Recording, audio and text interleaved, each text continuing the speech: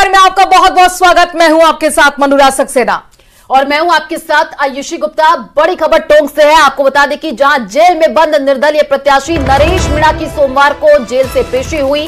नरेश मीणा को Uniara judicial magistrate के सामने वीडियो कॉन्फ्रेंसिंग के जरिए पेश किया गया। न्यायाधीश ने नरेश मीणा की न्यायिक अभिरक्षा 28 नवंबर तक को बढ़ा दी है और अब 28 नवंबर को फिर नरेश मीणा को कोर्ट में पेश किया जाएगा। आपको बता दें कि मतदान के दौरान थप्पड़ कांड के बाद 13 नवंबर को हुए उपद्रव के बाद अगले दिन यानी 14 नवंबर को नरेश मीणा को गिरफ्तार किया गया था। 15 नवंबर को निवाई कोर्ट ने 14 दिन की न्यायिक हिरासत में भेजा था। नगर फोर्ट थाने में दर्ज 4 मामलों में से एक मामले में नरेश मीणा को कोर्ट ने पेश किया गया और निर्दलीय प्रत्याशी नरेश मीणा ने उपचुनाव में 60,000 वोट आपको बता दें कि मिले हैं। नरेश मीणा के मैदान में होने से कांग्रेस प्रत्याशी की जमानत तक जब्त हो गई। तो बड़ी खबर 28 नवंबर तक न्यायिक हिरासत को बढ़ा दिया गया है। नरेश मीणा थप्पड़ कांड में इस वक्त न्यायिक हिरासत में है। नरेश मीणा वीडियो कॉन्फ्रेंसिंग के जरिए आज कोर्ट में उनकी पेशी हुई।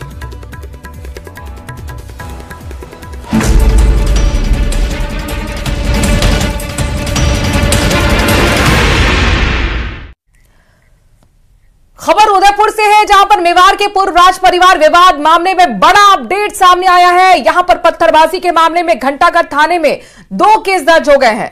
पुलिस ने इस मामले में संज्ञान लेकर पथराव और बैरिकेडिंग तोड़ने को लेकर के केस दर्ज किया है। आपको बता दें कि राजकार्य में बाधा डालने, सरकारी संपत्ति को नुकसान पहुंचाने का भी केस दर्ज हुआ है। और उधर विवाद को लेकर जिला कलेक्टर अरविंद पोसवाल मीडिया से रूबरू हुए।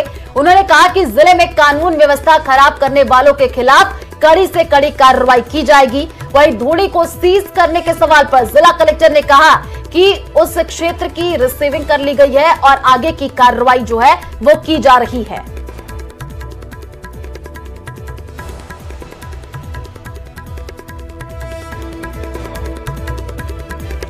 तो ये बड़ी जानकारी आपको दे रहे हैं। आपको बता दें कि इस पूरे मामले में बड़ी अपडेट भी निकल करके सामने आई है। पत्थरबाजी के बाद घंटाघर थाने में 2 केस दर्ज कर लिया गया है। अब इस पूरे मामले की जांच और भी ज्यादा तेज कर ली गई है। तो ये बड़ी अपडेट आपको उदयपुर से दे रहा है। कल ही जो खबर निकल करके सामने आई थी उसके बाद से माहौल खराब करने की कोशिश की गई और जो है पत्थरबाजी तक की गई। इस पूरे मामले में अब पुलिस पूरी तरीके से कार्रवाई करते हुए चप्पे चप्पे पर पुलिस प्रशासन की टीम मौजूद है। वो काफी किया नहीं है, उनकी तरफ से तो एक कमजोरी नजर आई है, क्योंकि कानूनी तरीके से, सामाजिक तरीके से, परंपरा तरीके से आप किसी भी नजरिए से देखें तो ये सिर्फ एक दर्शन की बात थी और मेरा हक भी है वहाँ जाके दर्शन करना। और प्रशासन मेरे हक को कायम नहीं रख पाई और अंत में जैसे आप सब लोग, काफी लोग थे रात को, जैसे हम सब लोग वहाँ इकट्ठा हुए थे दर्शन के लिए और फिर वो अंदर से पथराव भी हुआ। फिर भी प्रशासन ने पथराव के खिलाफ अभी तक, मेरी जानकारी में है कि अभी तक तो उन्होंने कुछ नहीं किया इसके लिए भी। और जहाँ तक अंदर जाने की बात थी दर्शन के लिए, वो ऐसे ही कह रहे थे कि हम गेट कैसे खोलेंगे। तो अभी जो है उन्होंने नोटिस, कल रात को नोटिस दिया है कि सेक्शन 145 के तहत उस प्रॉपर्टी को सीज करने। और कल रात वो कह रहे थे हमारे पास एडिक्वेट फोर्स नहीं है कि हम अंदर जाए और सीज करें। आप देखोगे पूरी तरह शहर में शांति बनी हुई है और क्योंकि कल जो सभी जो पक्षों से बात हुई तो उनसे यही प्रशासन की तरफ से ये आग्रह किया गया था कि जो भी बात हो आपस में बैठ के सहमति बन के समझाइश करके समस्या का समाधान किया जाए। कोई भी पक्ष, दोनों पक्ष इस बात के लिए तो सहमत थे कि कानून व्यवस्था को हाथ में लेके हम कोई भी काम नहीं करेंगे। और मुझे पूरा विश्वास है क्योंकि दोनों पक्ष एक जिम्मेदार नागरिक हैं, जिम्मेदार पदों पर है सभी लोग। और उसके अतिरिक्त जो प्रशासन और पुलिस को व्यवस्था करनी है वो व्यवस्था कर रखी है। सामाजिक रूप से भी उनसे बातचीत की जा रही है। हमारे यहाँ के जो जनप्रतिनिधि हैं वो भी दोनों पक्षों से बातचीत किए हुए हैं और इसके साथ में कानूनी रूप से जो भी कार्रवाई की जानी है, कल जो छोटी मोटी घटनाएं हुई हैं उन घटनाओं पे कानून जो अपनी सख्त से सख्त कार्रवाई करेगा। और कोई भी व्यक्ति अगर कानून अपने हाथ में लेने की क्योंकि कोशिश करेगा तो उस पर निश्चित रूप से कार्रवाई की जाएगी। तो 5 तस्वीरों में अब तक की पूरी टाइमलाइन समझिए। आप देखिए, तस्वीर आपको टीवी स्क्रीन पर दिखा रहा है जहां पर सिटी पैलेस में बड़ा प्रदर्शन देखने को मिला। दूसरी तस्वीर पुलिस सुरक्षा घेरा जो है वो तोड़ने की कोशिश की गई। उसके बाद से यहां पर माहौल खराब होता हुआ पथराव तक की घटना जो है देखने को मिली। जम करके पत्थरबाजी हुई, उसकी तस्वीर आपकी टीवी स्क्रीन पर है। पुलिस और तमाम लोग जो घायल हो गए उनको अस्पताल में भर्ती कराया गया। तो ये पूरा मामला जो है तूल पकड़ता हुआ चला गया। अब इस पूरे मामले में बड़ी अपडेट यह है कि आपको बता दें कि पुलिस प्रशासन चप्पे चप्पे पर मौजूद है। तो ताजा मामलों की जानकारी पर ग्राउंड जीरो से हमारे संवाददाता की रिपोर्ट आप देखिए।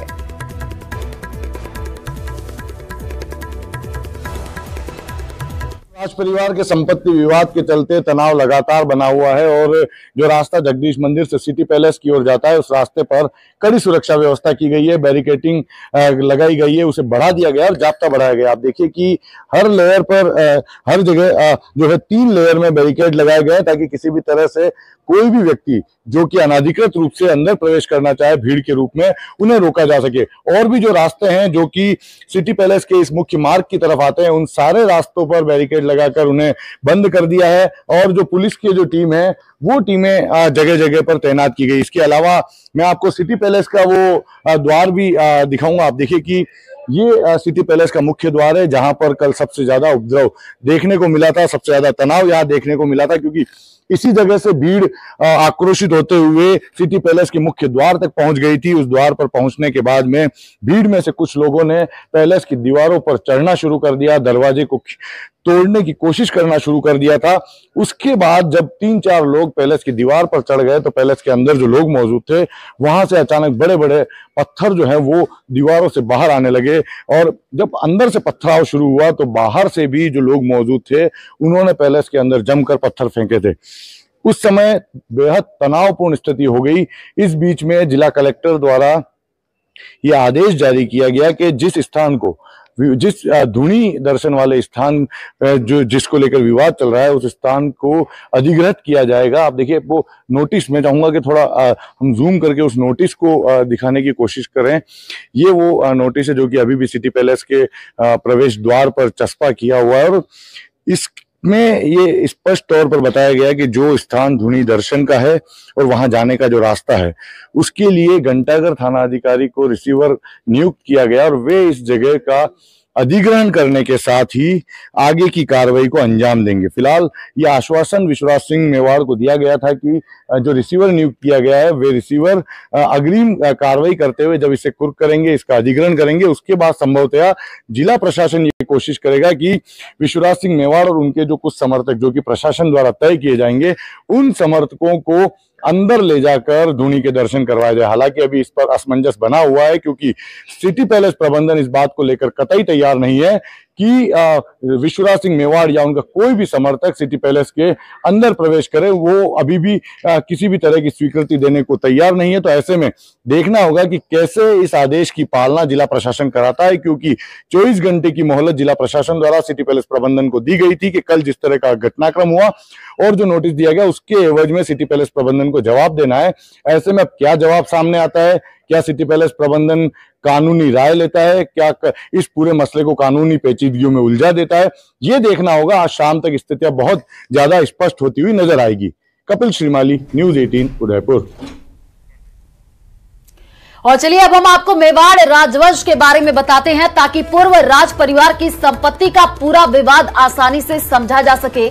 मेवाड़ राजवंश में आपको बता दें कि महाराणा प्रताप के बाद 19वें महाराणा बने और 1930 में भूपाल सिंह मेवाड़ राजघराने के महाराणा बने और 1955 में भूपाल सिंह की मौत के बाद भगवत सिंह महाराणा बने। 1971 तक भगवत सिंह मेवाड़ राजघराने के महाराणा रहे। अब भगवंत सिंह के परिवार और संपत्ति विवाद की पूरी टाइमलाइन भी समझ लीजिए। सबसे बड़े महेंद्र सिंह मेवाड़, छोटे बेटे अरविंद सिंह मेवाड़ और बेटी योगेश्वरी। महेंद्र सिंह मेवाड़ के बेटे हैं विश्वराज सिंह, छोटे बेटे अरविंद सिंह के बेटे हैं लक्षराज। भगवंत सिंह ने पैतृक संपत्तियों को बेचना और लीज पर देना शुरू कर दिया। बड़े बेटे महेंद्र सिंह मेवाड़ ने अपने पिता के खिलाफ कोर्ट में केस दर्ज कर दिया। पैतृक संपत्तियों को हिंदू उत्तराधिकार कानून के तहत बराबर बांटने की मांग हुई। रूप ऑफ प्रोमोजोनेचर एक्ट में नियम था कि सारी संपत्ति के साथ बड़ा बेटा राजा बनेगा। भगवंत सिंह बड़े बेटे महेंद्र सिंह से नाराज थे, इसलिए छोटे बेटे अरविंद को उत्तराधिकारी चाहते थे। कोर्ट में भगवंत सिंह ने जवाब दिया कि सभी संपत्ति का हिस्सा नहीं हो सकता है, ये अविभाजनीय है। भगवंत सिंह ने 15 मई 1984 को वसीयत पे संपत्तियों का एग्जीक्यूटिव छोटे बेटे अरविंद को बना दिया। इससे पहले भगवंत सिंह ने महेंद्र सिंह मेवाड़ को ट्रस्ट और संपत्ति से बाहर कर दिया था। 3 नवंबर 1984 को भगवंत सिंह के निधन के बाद सामंतों ने महेंद्र सिंह को महाराणा घोषित किया और तब से मेवाड़ में महेंद्र सिंह और अरविंद सिंह दोनों खुद को महाराणा मानते हुए आए हैं। और खबर डिडवाना से है, जहां आपको बता दें कि चोरों ने अब राजकीय बांगड़ जिला अस्पताल को अपना अड्डा बना लिया है। पिछले 10 दिनों में करीब 5 से अधिक बाइक जिला अस्पताल से चोरी हो चुकी है। वहीं कई लोगों की जेब भी अस्पताल में चोरों के द्वारा काट दी गई। बाइक चोरी की वारदातें पहले भी हो चुकी हैं, लेकिन पिछले 10 दिन में ये वारदात कुछ ज्यादा ही हुई है। 5 से ज्यादा बाइक जिला अस्पताल से चोरी हो चुकी हैं। कई लोगों की जेब से नकदी तक चोरी हो रही है। लगातार ईमानदारों की जेब भी चोट काट रहे हैं।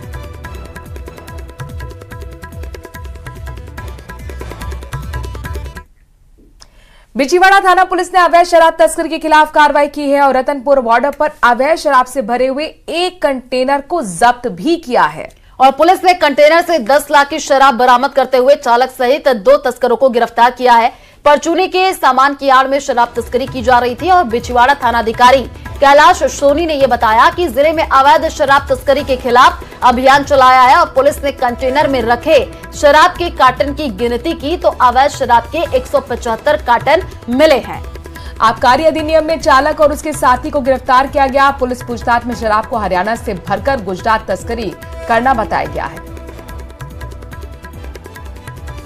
उदयपुर की तरफ से एक हरियाणा पासिंग कंटेनर आता हुआ नजर आया, जिस पर ट्रक को कंटेनर को रोककर चेक किया गया तो कंटेनर के अंदर 175 हरियाणा निर्मित अंग्रेजी शराब की पेटियां जब्त की गई है। और कोटा में 2 पक्षों में जमीन विवाद को लेकर के मारपीट हो गई। जम करके लात घूसे और पत्थरबाजी होने लगी। ये सब कुछ पुलिस की मौजूदगी में होता रहा। पुलिस मौन बनकर बस देखती रही। दरअसल ये पूरा विवाद जो है वो खेल मैदान की बाउंड्री बॉल को निर्माण को लेकर है। दोनों पक्षों में पहले तो कहासुनी हुई, लेकिन थोड़ी देर में ये मारपीट में बदल गई। हालांकि इन सब के दौरान पुलिस वहां मौजूद थी और मूक दर्शक बनकर देखती रही। तो कोटा से ये तस्वीर सामने आई है। आप देखिए 2 पक्षों में जम करके मारपीट हुई है और पुलिस प्रशासन मौके पर मौजूद रहा, लेकिन मूक दर्शक बना रहा और यहाँ पर लाठी भाटा जंग होते हुए दिखा है। यहाँ तक कि लात घूसे तक चले हैं। पुलिस कर्मियों की मौजूदगी में मारपीट की एक घटना सामने आई है।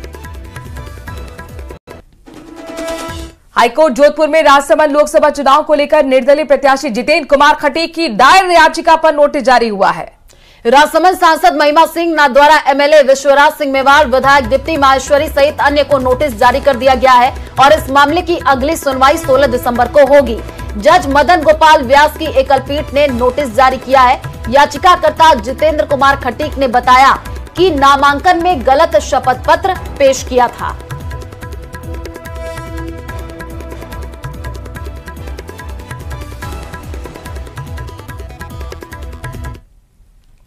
और नगर निगम हेरिटेज और ग्रेटर के सफाई कर्मी आज से हड़ताल पर चले गए। आपको बता दें कि आज ना डोर टू डोर कचरा संग्रहण का काम हुआ और ना ही कचरा उठाने के लिए ऊपर सभी लोगों के घर घर पहुंच पाए, ना ही रास्तों पर झाड़ू लगाई गई। सफाई कर्मी भर्ती में अनुभव प्रमाण पत्र को लेकर 2 दिन पहले हुए समझौते वार्ता के बाद फिर पेच फंस गया है।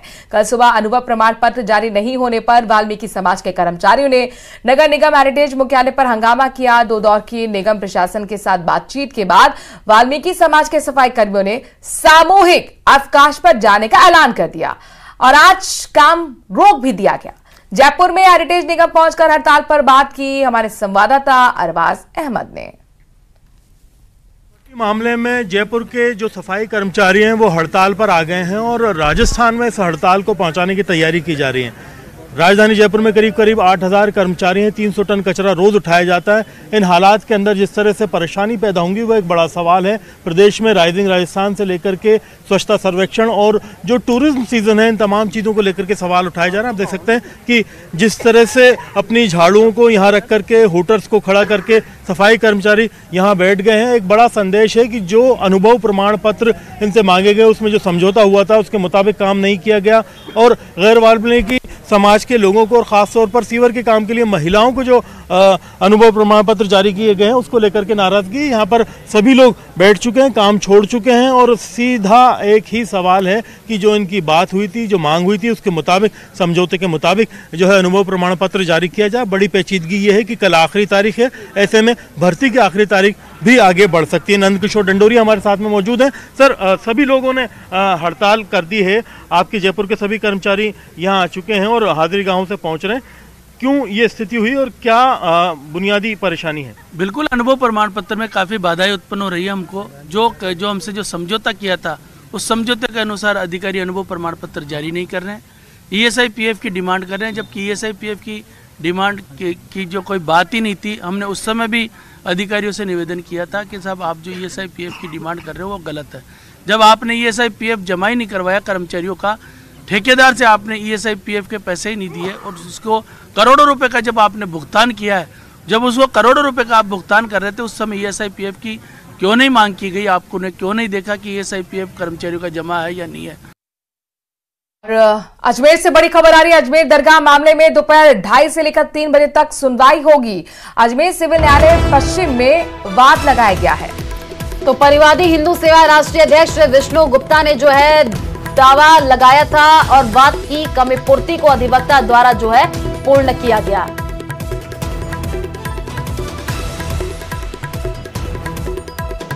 और अब खबर कोटा से है, जहां कोटा के गैर मुस्लिम इलाके में मदरसे के लिए आवंटित की गई भूमि पर विवाद शुरू हो गया। पूर्व कांग्रेस सरकार ने अपने आखिरी दिनों में इस भूमि का आवंटन किया था, जो दारुल उलूम अहमदिया नूरिया को किया गया। अब इलाके के लोग आंदोलन पर उतर गए हैं, सड़क पर विरोध हो रहा है। वहीं आवंटन रद्द नहीं होने पर आंदोलन तेज करने की चेतावनी दी गई है। हमारे संवाददाता हिमांशु मित्तल ने गैर मुस्लिम इलाके में मदरसों के लिए आवंटित की गई भूमि पर ग्राउंड रिपोर्ट जानी और लोगों से बातचीत भी की।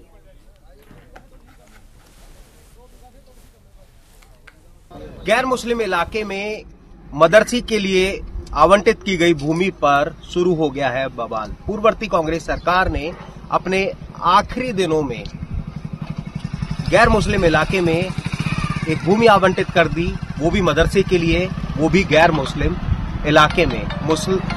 इस्लामिक संस्था दारुल उलूम अहमदिया नूरिया को ये भूमि का आवंटन किया गया है। और फिलहाल कोटा का मानपुरा इलाका जहां पर इस भूमि का आवंटन किया गया है वो आप देख सकते हैं। फिलहाल ये इलाका जो कि मानपुरा में से आता है और मानपुरा इलाके का ये भूमि जहां पर वो भूमि का आवंटन किया गया, क्या ये कारण था, क्या मानते हैं आप और क्या ये हुआ और अब आप लोगों की मांग क्या है? हमारी तो यही मांग है कि ये जो क्षेत्र है तो इसके आसपास जितनी भी लोग कॉलोनियाँ कटी हुई हैं सब हिंदू बहुली कॉलोनी है। उसके अलावा जो ये खेत है जिसमें ये जो भूमि आवंटित की गई है तो ये बरसों से की जा रही है, कभी यहाँ इसकी कोई सूचना नहीं थी कि भाई ये सरकारी जमीन है या कुछ है। तो ये जो यहाँ पे अभी मदरसे के लिए जो जमीन अलॉट की गई है सभी क्षेत्रवासी इसके लिए चिंतित हैं। अभी हम सांकेतिक रूप से और नरम दल के साथ, हम युवा जोश के साथ आगे बढ़ते हुए भी हमने थाने पर ज्ञापन दिया है। जरूरत पड़ेगी हम कलेक्ट्रेट पे जाएंगे। अगर उसके बावजूद भी इस आवंटन को सरकार द्वारा निरस्त नहीं किया गया तो हम चक्का जाम भी करेंगे और आखिरी सांस तक इसकी लड़ाई लड़ेंगे और इस आवंटन को रद्द करवा कर रहेंगे, क्योंकि ये हिंदू बाहुल्य क्षेत्र है। हम नहीं चाहते कि यहाँ पर अवैध गतिविधियां हो जिससे आने वाले समय में हमारी माता बहनें, हमारे युवा भाई इसका शिकार हो। क्या कोई ये जो आवंटन हुआ ये निरस्त हो ताकि ये जो शांति प्रिय इलाका है ये शांत रहे। और खबर डिडवाना से, यहाँ पर तजिला मुख्यालय पर शहर की सफाई व्यवस्था पिछले 7-8 महीनों से ज्यादा ही डगमगा चुकी है, क्योंकि नगर परिषद ने घर घर कचरा संग्रह करने के लिए हर एक वार्ड में ऑटो टिपर का टेंडर किया है। और ऑटो टिपर टेंडर, प्रति ऑटो टिपर टेंडर 1250 रुपए दिन के हिसाब से है।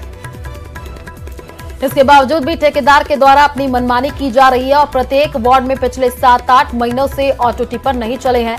करीब शहर में 5 या 7 ही ऑटो टिपर धरातल पर चल रहा है और बाकी सभी ऑटो टिपर खराब हालात में जो है और पड़े हुए हैं। ऑटो टिपर नहीं चलने को लेकर के जब इसकी पड़ताल की गई तो पता ये चला कि कुचामन रोड शिव सागर होटल के पास में एक बाड़े में सभी ऑटो टिपर खड़े रहते हैं।